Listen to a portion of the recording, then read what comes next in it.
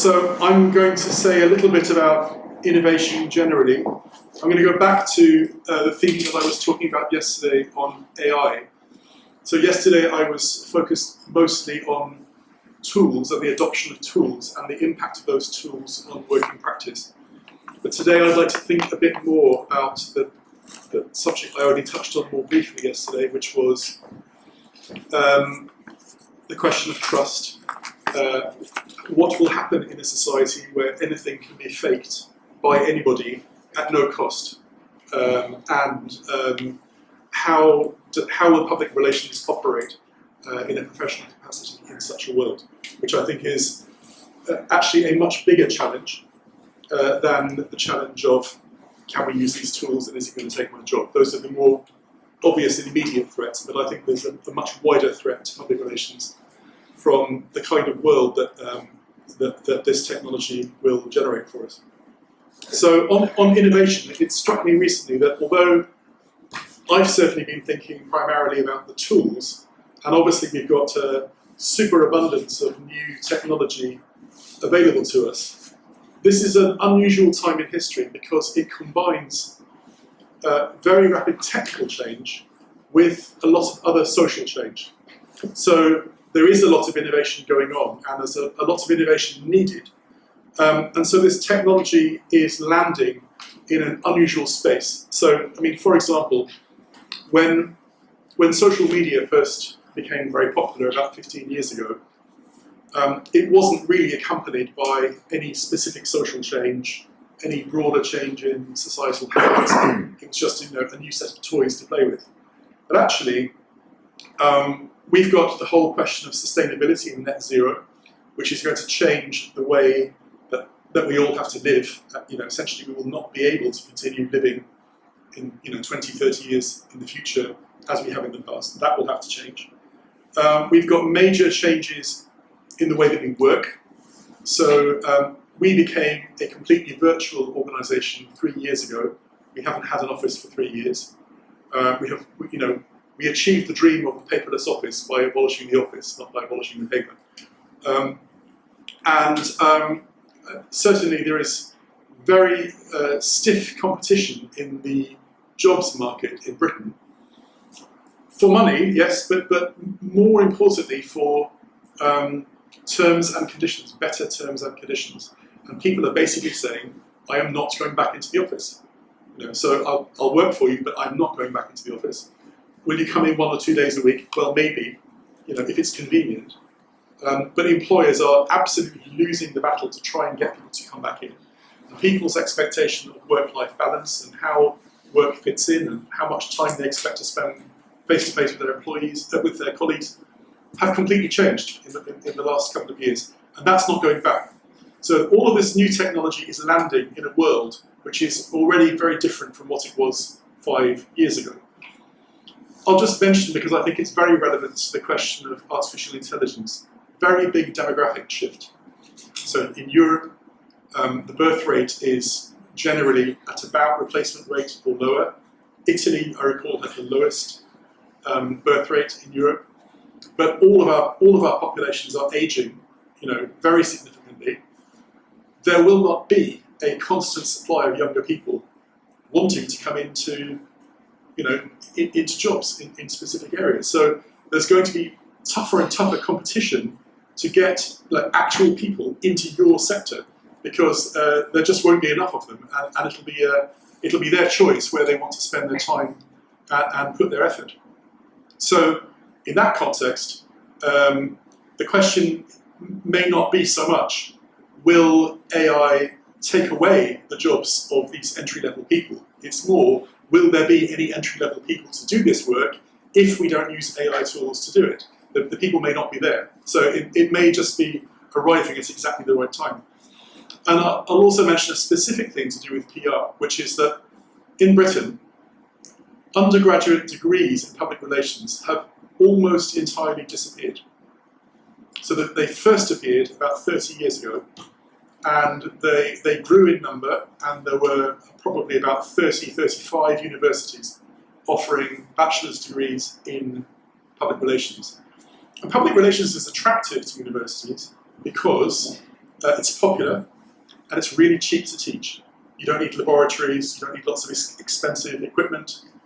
It's a an ideas discipline. So it's good, good for them. It's cheap to deliver. And it had a kind of long summer, and then in the last few years we've seen it cut back and cut back and cut back. Anything that isn't science and technology is being squeezed hard in our universities, and generally public relations, where it's surviving, has been combined with other disciplines, commonly marketing, but not always so.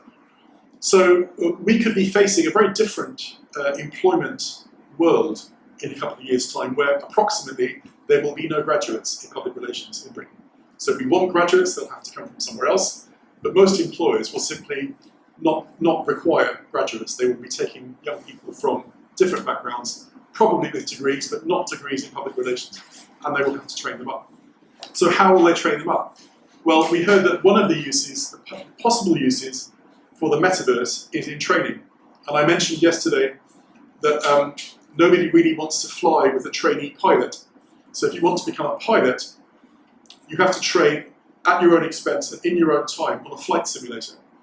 And there are many professional areas which are already using metaverse or similar technologies to train, notably surgery, and actually some of the like metalwork, ironmongery, those kinds of things, where there's, you have to call ceramics.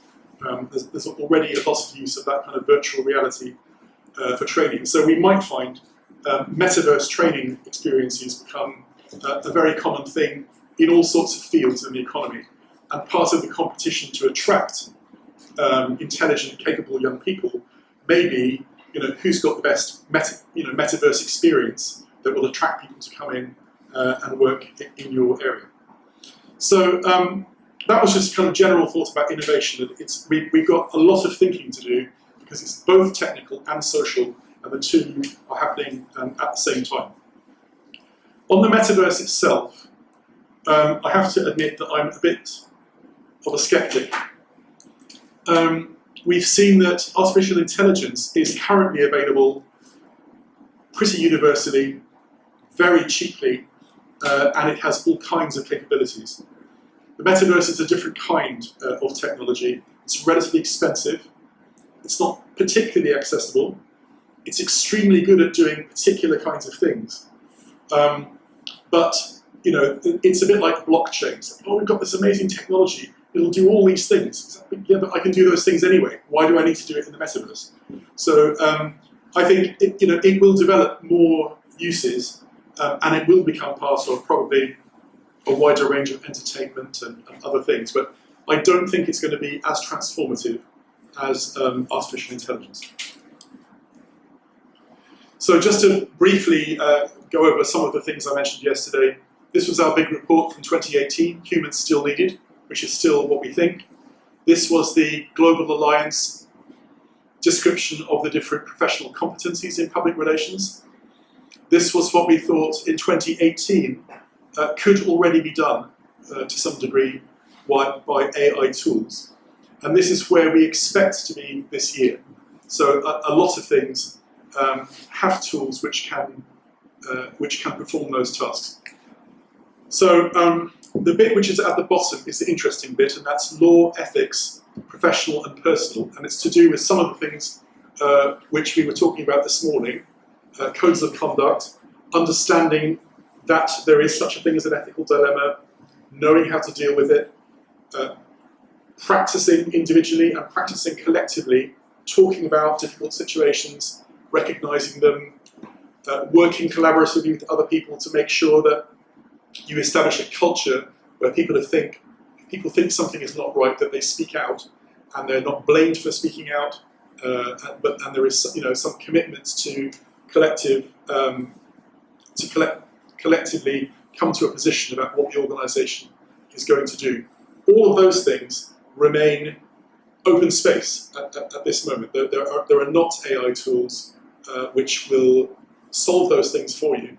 They may give you suggestions. So if you ask ChatGPT a question, well, obviously, which is about one of these things, about an ethical question, it will give you a text about that, but it's not really advice. It's just a harvesting of words that it's connected with that topic, and it may help you frame some ideas. But all of that area in the bottom third of the circle, that's all the stuff about professional judgment, and that's the area where I think we need to really concentrate for the future.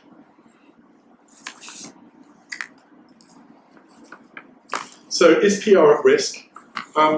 I sort of made these points slightly differently yesterday. In my view, public relations is largely a craft, by which I mean it's not something that can be scaled up. It's like in the old days where until the end of the First World War, all clothes were tailor-made. You couldn't order clothes in a given size, and then because the clothing factories started up producing military uniforms at the end of the First World War, they thought, okay, we don't need uniforms anymore. Let's make standard size ordinary clothes. And then the fashion industry was born, and we all came to accept that standard size clothes were, for most purposes, perfectly good. Public relations won't work that way. You can't industrialize it. So every client is different, every situation is different, everything is based on relationships, so it's very time intensive, it's quite labor intensive. There are general rules and observations about PR, but it's not scientific.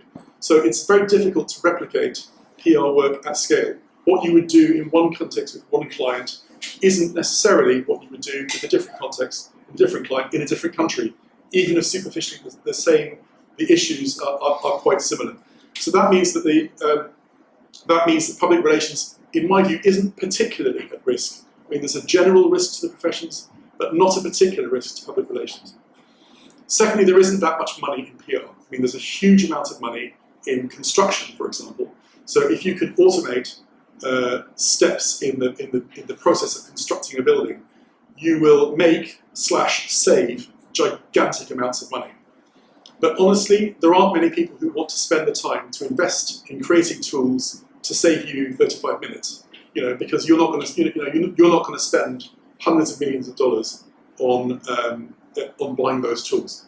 So PR is a relatively small and relatively low value sector of the economy, and that means there isn't really a big economic incentive for big players to come in and produce a general all-purpose PR bot which is going to replace all of these tasks. The one I showed you yesterday is an exception. It was actually worked on by PR professionals to help with the pitching process. And that's certainly an exception, but there are not many other PR-specific tools, certainly at the moment.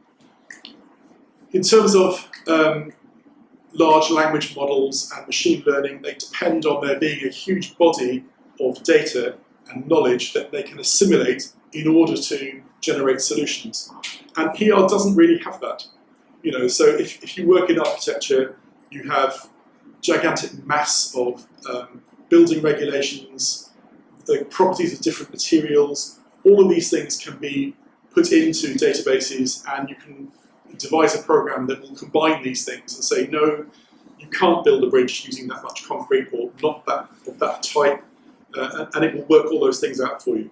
Public relations can't really be worked out in those ways. So for those kinds of reasons, I think, as I said yesterday, that PR is in a better position than most other professions. In other words, there are many opportunities to use AI tools and less likelihood that the tools will kind of completely take over the day-to-day work. This is the really big challenge, I think, that these tools have the capacity to increase to an extraordinary degree the total number of lies in the world. I mean, untruth will just go at a galloping speed. And the volume and the ferocity of the untruths which go into circulation will be nothing like we've ever seen. And so the question is how, if we talk about building trust and so on and so forth, how does that work? In a world where increasingly people will not want to trust anything. Trusting will become seen as a sign of weakness, naivety. So not trusting things will be a sign of intellectual rigor and I'm not getting fooled by these kind of people again. So that will be the human material that the PR professional will have to work with. So I've been thinking a bit about a world where trust is a very degraded currency, and what do we do about it? And so I don't know if anybody remembers from about 15 years ago, there was a writer called Nassim Nicholas Taleb who wrote a book called The Black Swan. Does anyone remember that? It was all about risk, and he talked about different aspects of risk and how people respond to risk.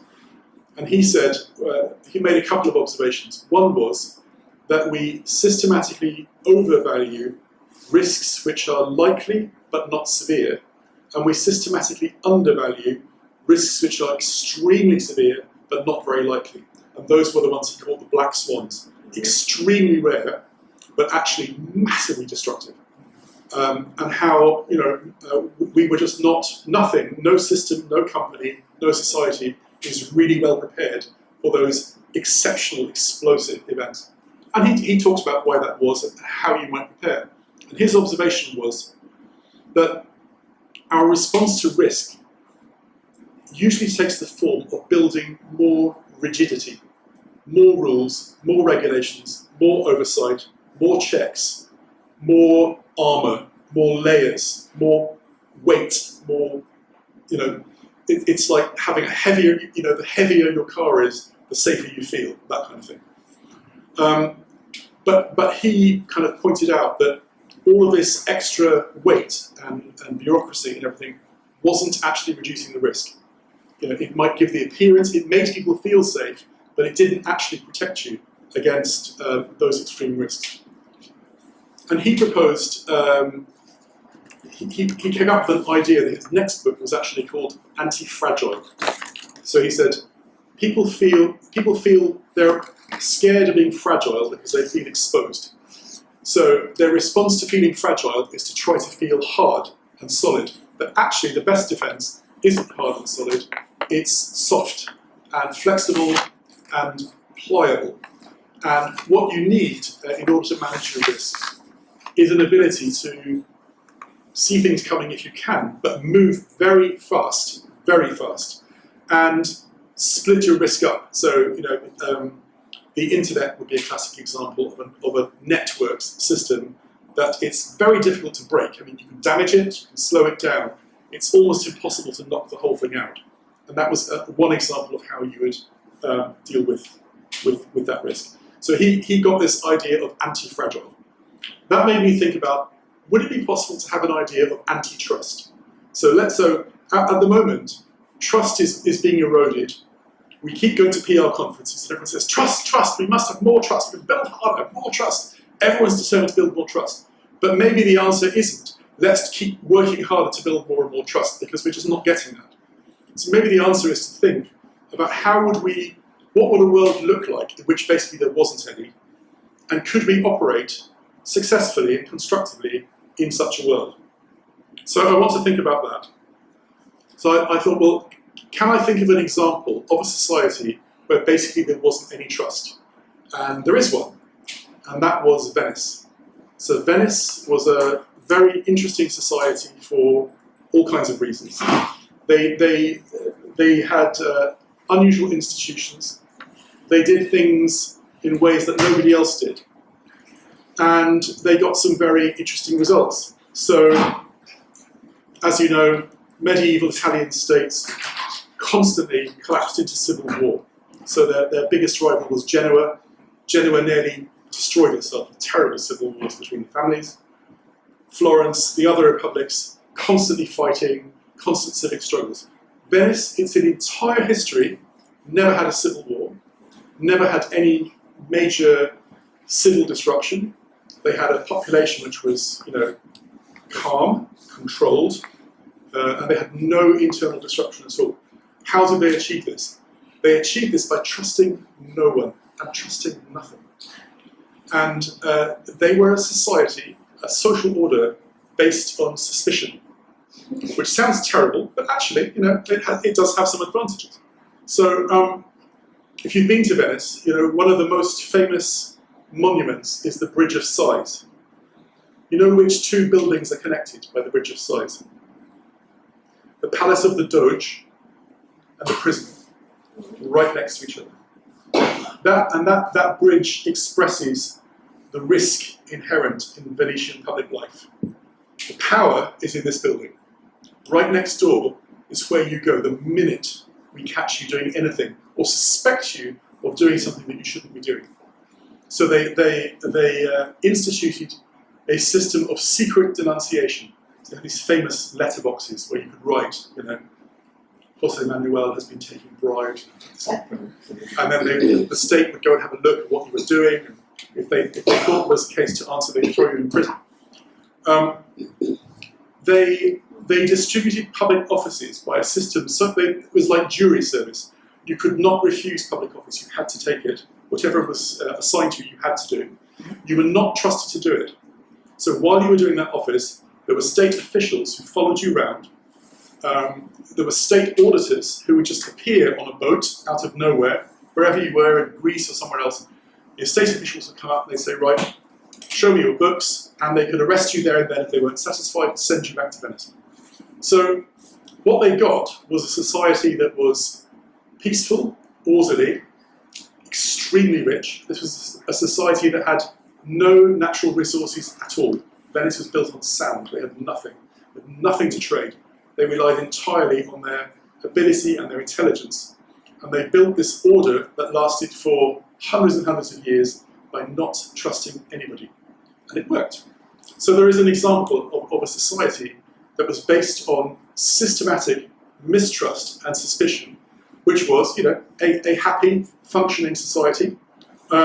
So it can be done. We wouldn't necessarily want to be like Venice, but there is a working model there for how a society might function in which nobody trusts anybody else, but there is peace, order, and happiness.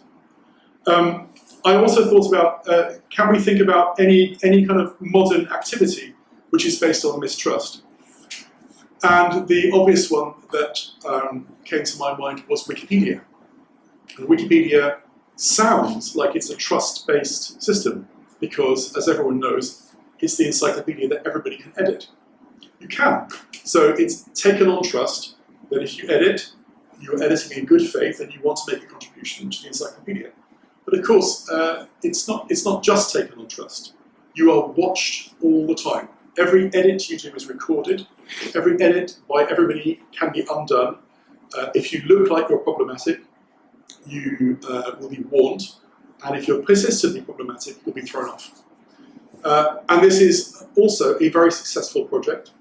There are about 130,000 people around the world collaborating every week on English Wikipedia. There are many thousands of others on the different Wikipedias. It's the most successful volunteer project of all time. It's at a global scale in the way that nothing else is done, and it's built on not trusting. So I think we should. Those are just two examples, but I think we should really seriously think about: is it possible for us to imagine a society where we essentially don't trust things, and we assume that mistrust is an enduring state that we're not going to improve? So, how do we respond to that? What do we do that will give integrity, which is what I mentioned yesterday. So, I think this thing about integrity, that's how Wikipedia works. You can go on, you can fool around, but you'll get thrown off. And the people who are there are focused on maintaining the integrity of the encyclopedia. And that's what gives it credibility, because nobody wants to go on there and get false answers. There are hoax articles, there are people constantly trying to insert partisan political messages or whatever, but overall that stuff constantly gets weeded out, and so the integrity is preserved. So I think establishing integrity, however we do that, is going to be a very important task. And for that reason, I think that the call to the United Nations, which Jose Manuel mentioned this morning, is very important. Because, interestingly, Google Translate depended on Google Translate began with United Nations texts, because the United Nations texts are translated into 6 official languages, And that was the original reference training for Google Translate. We said, here are all the UN documents in 6 versions, now learn from that and go out. So I think the UN has actually a special responsibility on this question of integrity. And as you pointed out, the other Millennium Development Goals will not be achieved if we don't have effective, honest, and authentic communication. We have to have that. So as we enter this age in which lies are going to be everywhere and universal, there is a particular responsibility, I think, for the UN and other world bodies to take that on board and take some action, whatever that is, to ensure that the integrity of the public space is preserved. Lastly, I wanted to just mention a few points about what the CIPR is doing in order to respond to this world of change that I've talked about. Some of the things we're doing are specific to artificial intelligence, and some are more general. So I mentioned already that we're doing this year a 5-year review on humans still needed. We are adopting AI tools in our own work. So we're already using ChatGPT for some things, and we are going to this year go around each team in the office and identify potential AI tools that they could be using and try them out and see whether they will help with everyone's work. We have a series of documents that I showed yesterday. We have training, webinars, and other learning opportunities about AI, which are open to anyone. And Eva mentioned our lobbying activity. We will be advocating for better internet governance and the ethical use of AI tools in different professional settings, which will be a matter of law in some cases, and professional practice in others. And on some of the more generic things, I mentioned yesterday that there's going to be a race for the top, everybody trying to get into more senior advisory roles. One of our objectives as an organisation is to get our members into those kinds of roles. We think that every organisation will benefit from having PR on its board, and so this year we are offering 25 places to chartered practitioners to train them for non-executive directorships. We're promoting chartered status, which is explicitly aimed at that bottom third slice of the cycle, that white area. Our chartership doesn't test you on anything except for ethics, leadership, and strategy, the most intangible things. That's what you need to do to get chartered. And we're promoting continuing professional development, which is really about helping the great mass of our members to equip themselves for this world of change. A couple of other things I'll mention. We will produce our first ESG report in a couple of months. So we have calculated our own carbon footprint, and we will be doing an ESG report ourselves this year and every year in future. And we've also committed ourselves to achieving the National Equality Standard, which is an externally audited standard for diversity and inclusion. Because to go to this point about authenticity, we simply have no standing, we have no credibility when we talk about diversity and inclusion if we can't show that we have that integrity ourselves. And the only way of showing that is by subjecting ourselves to an external, by taking nothing on trust. Nobody should trust us when we say we're committed to diversity and inclusion. We have to prove it by passing a standard. Actually, we tried last year and we failed. So you have to pass on 35 headings. We only passed on 9, which was disappointing. But it was good learning because we thought we were better than that, but we're not. So we've got a lot to do. So we're making that commitment to using external standards in order to demonstrate our commitment to integrity. And that's it. That's all I have to say.